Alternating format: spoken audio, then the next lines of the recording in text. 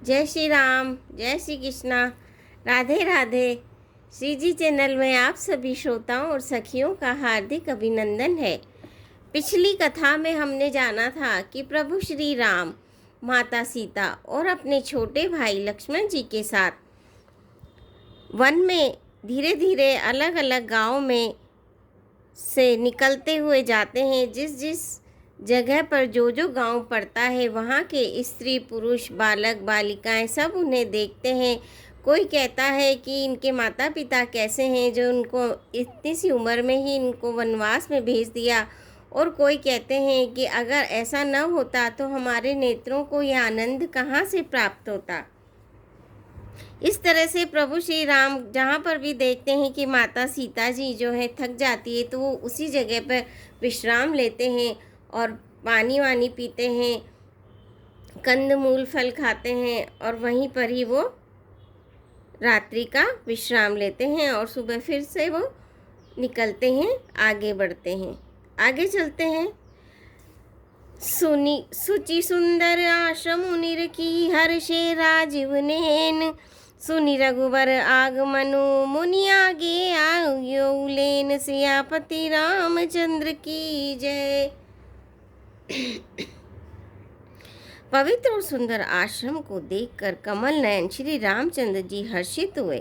रघुश्रेष्ठ श्री राम जी का आगमन सुनकर मुनि वाल्मीकि जी उन्हें लेने के लिए आगे आए।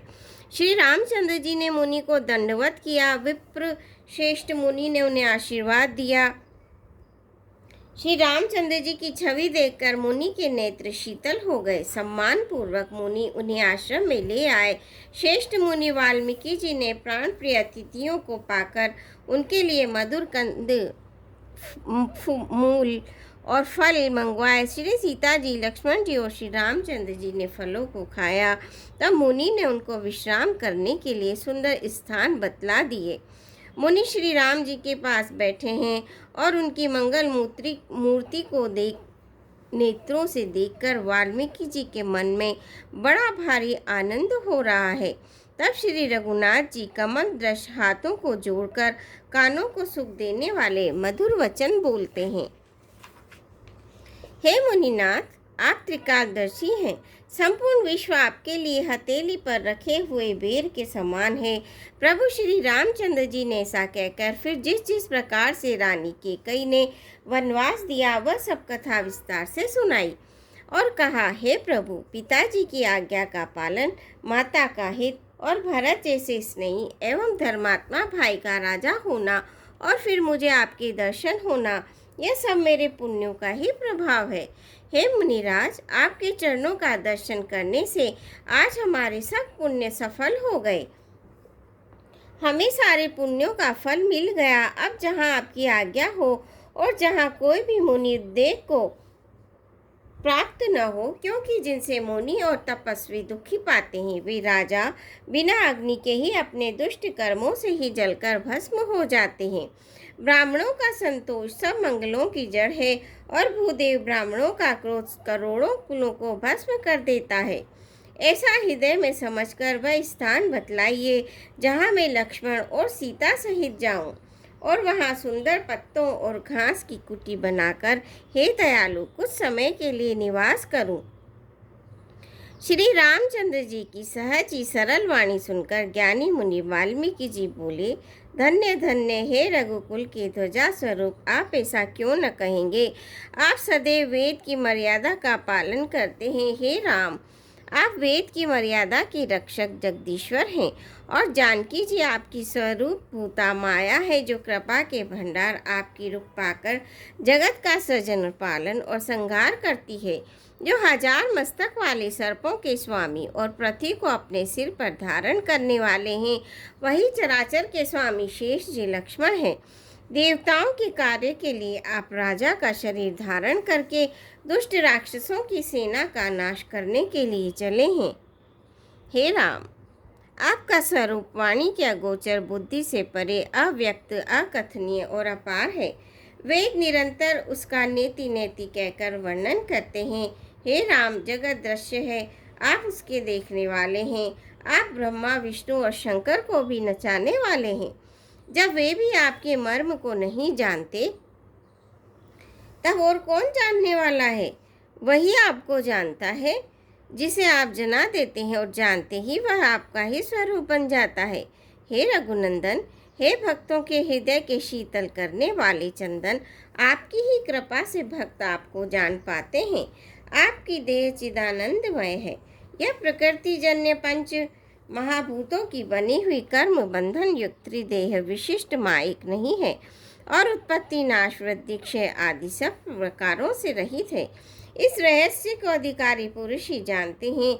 आपने देवता और संतों के कार्य के लिए नर शरीर धारण किया है और प्राकृत यानी प्रकृति के तत्वों से निर्मित देह वाली साधारण राजाओं की तरह से कहते और करते हैं। हे राम, आपके चरित्रों को देखकर और सुनकर मूर्ख लोग तो मोह को प्राप्त होते हैं और ज्ञानी जन सुखी होते हैं। आप जो कुछ कहते हैं करते हैं वह सब सत्य उचित ही है, क्योंकि जैसा स्वांग भरे वैसा ही नाचना भी तो चाहिए। इस समय आप मनुष्य रूप में हैं, अतः मनुष्योचित व्यवहार करना ठीक ही है। आपने मुझसे पूछा कि मैं कहाँ रहूं, परंतु मैं ये पूछते सकुचाता हूँ कि जहाँ आप न हो वह स्थान मुझे बता दीजिए। अब मैं आपके रहने के लिए स्थान दिखाऊं। मुनि के प्रेम रस से सने हुए वचन सुनकर श्री रामचंद्र जी रहस्य खुल जाने के डर से सकुचाकर मन में मुस्कुराते हैं। वाल्मीकि जी हंसकर फिर अमृत रस में डुबोई हुई मीठी वाणी बोले, हे राम, सुनिए, अब मैं वे स्थान बताता हूँ जहाँ आप सीता जी और लक्ष्मण जी समेत निवास करिए, जिनके कान समुद्र की भांति आपकी सुंदर कथा रूपी अनेकों सुंदर नदियों से निरंतर भरते रहते हैं, परंतु कभी पूरे तृप्त नहीं होते। उनके हृदय आपके लिए सुंदर घर है और जिन्होंने अपने नेत्रों को चातक बना रखा है, जो आपके दर्शन रूपी मेघ के लिए सदा लालायित रहते हैं, तथा जो भारी भारी नदियों, समुद्रों और झीलों का निरादर करते हैं और आपके सौंदर्य रूपी मेघ के एक बूंद जल से सुखी हो जाते हैं, अर्थात आपके दिव्य सच्चिदानंदमय स्वरूप के किसी अंग की जरा सी भी झांकी के सामने स्थूल सूक्ष्म और कारण तीनों जगत के अर्थात पृथ्वी, स्वर्ग और ब्रह्मलोक तक के सौंदर्य का तिरस्कार करते हैं। हे रघुनाथ जी, उन लोगों के हृदय रूपी सुखदायी भवनों में आप भाई लक्ष्मण जी और सीता सहित निवास कीजिए। आपके यश रूपी निर्मल मानसरोवर में जिसकी जीव हंसनी बनी हुई आपके गुण रूपी समूह मोतियों को चुगती रहती है, हे राम जी, आप उसके हृदय में बसिए, जिसकी नासिका प्रभु आपके पवित्र और सुगंधित पुष्पादि सुंदर प्रसाद को नित्य आदर के साथ ग्रहण करती सूंघती है और जो आपके अर्पण भोजन करके करते हैं और आपके प्रसाद रूपी वस्त्राभूषण धारण करते हैं, जिनके मस्तक देवता, गुरु और ब्राह्मणों को देखकर बड़ी विनम्रता के साथ प्रेम सहित झुक जाते हैं, जिनके हाथ नित्य श्री रामचंद्र जी आपके चरणों की पूजा करते हैं और जिनके हृदय में श्री रामचंद्र जी आपका ही भरोसा है, दूसरा नहीं, तथा जिनके चरण श्री रामचंद्र जी आपके तीर्थों में चलकर जाते हैं, हे राम जी, आप उनके मन में निवास कीजिए, जो नित्य आपके राम नाम रूप मंत्र राज को जपते हैं और परिवार परिकर सहित आपकी पूजा करते हैं, जो अनेकों प्रकार से तर्पण और हवन करते हैं तथा ब्राह्मणों को भोजन कराकर बहुत दान देते हैं, तथा जो गुरु को हृदय में आपसे भी अधिक जानकर स्वभाव से सम्मान करके उनकी सेवा करते हैं और ये सब कर्म करके एकमात्र यही फल मांगते हैं कि श्री रामचंद्र जी के चरणों में हमारी प्रीति हो। उन लोगों के मन रूपी मंदिरों में सीता जी और रघुकुल को आनंदित करने वाले आप दोनों बसिए, जिनके न तो काम, क्रोध, मद, अभिमान और मोह है, न लोभ है, न क्षोभ है, न राग है, न देश है, न कपट, न दंभ, न माया। हे रघुराज, आप उनके हृदय में निवास कीजिए, जो सबके प्रिय और सबका हित करने वाले हैं, जिन्हें दुख और सुख तथा प्रशंसा, बड़ाई और गाली निंदा समान है और जो विचार करके सत्य और प्रेम प्रिय वचन बोलते हैं, तथा जो जागते सोते आपकी ही शरण है और आपको छोड़कर जिनकी दूसरी कोई गति आश्रय नहीं है, हे राम जी आप उनके मन में बसिए, जो पराई स्त्री को जन्म देने वाली माता के समान जानते हैं और पराया धन जिन्हें विष से भी भारी विष है, जो दूसरे की संपत्ति देखकर हर्षित होते हैं और दूसरे की विपत्ति देखकर विशेष रूप से दुखी होते हैं, और हे राम जी जिन्हें आप प्राणों के समान प्यारे हैं, उनके मन आपके रहने योग्य शुभ भवन है। हे तात जिनके स्वामी सखा पिता माता और गुरु सब कुछ आप ही हैं, उनके मन रूपी मंदिर में सीता जी सहित आप दोनों भाई निवास कीजिए, जो अवगुणों को छोड़कर सबके गुणों को ग्रहण करते हैं, ब्राह्मण और गो के लिए संकट सहते हैं, नीति निपुणता में जिनकी जगत में मर्यादा है, उनका सुंदर मन आपका घर है, जो गुणों को आपका और दोषों को अपना समझता है, जिसे सब प्रकार से आपका ही भरोसा है, और राम भक्त जिसे प्यारे लगते हैं, उनके हृदय में आप सीता जी सहित निवास कीजिए। जाति पाति धन धर्म बड़ाई प्यारा परिवार और सुख देने वाला घर सबको छोड़कर जो केवल आपको ही हृदय में धारण किए रहता है, हे रघुनाथ जी आप उसके हृदय में रहिए। स्वर्ग नरक और मोक्ष जिसकी दृष्टि में समान है, क्योंकि वह जहाँ तहाँ सब जगह केवल धनुष बाण धारण किए आपको ही देखता है, और जो कर्म से वचन से और मन से आपका दास है, हे राम जी आप उसके हृदय में डेरा कीजिए, जिसको कभी कुछ भी नहीं चाहिए और जिसका आपसे स्वाभाविक प्रेम है, आप उसके मन में निरंतर निवास कीजिए, वह आपका अपना घर है। इस प्रकार मुनि श्रेष्ठ वाल्मीकि जी ने श्री रामचंद्र जी को घर दिखाए। उनके प्रेम पूर्वक वचन श्री रामचंद्र जी के मन को अच्छे लगे। फिर मुनि ने कहा, है सूर्यकुल के स्वामी सुनिए, अब मैं इस समय के लिए सुखदायक आश्रम कहता हूँ, निवास स्थान बतलाता हूँ। आप चित्रकूट पर्वत पर निवास कीजिए, वहाँ आपके लिए सब प्रकार की सुविधा है।